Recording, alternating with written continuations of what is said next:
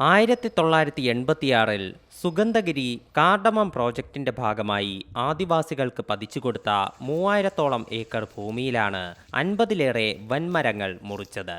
വെൺതേക്ക്, ഐനി, പാല, African ചോല തുടങ്ങി രാജകീയ മരങ്ങളിൽ പെടാത്തവയാണ് മുറിച്ചതെങ്കിലും നടപടി നിയമവിരുദ്ധമാണെന്ന് വനം വകുപ്പ് വിശദീകരിച്ചു. കടത്തിക്കൊണ്ടുപോയ 30 മരങ്ങളുടെ തടികൾ വനം വകുപ്പ് കണ്ടെടുത്തു. കൊണ്ടുപോകാൻ ഉപയോഗിച്ച ലോറിയും പിടിച്ചെടുത്തു.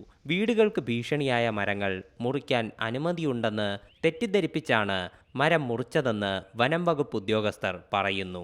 4 വയനാട് സ്വദേശികളും 2 കോഴിക്കോട് സ്വദേശികളുമടക്കം 6 പേർക്കെതിരെയാണ് കേസ് രജിസ്റ്റർ ചെയ്തിട്ടുള്ളത്.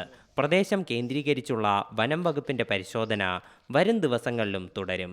അന്വേഷണത്തിനായി പ്രത്യേക സംഘത്തെ നിയോഗിച്ചിട്ടുണ്ട്. C Malayalam news, Wayanad. പുതിയ വാർത്തകളും വിശേഷങ്ങളും ഇനി വിരൽ തുമ്പിൽ. എല്ലാ ഡിജിറ്റൽ പ്ലാറ്റ്ഫോമുകളിലും ഇപ്പോൾ സി മലയാളം ന്യൂസ് ലഭ്യം.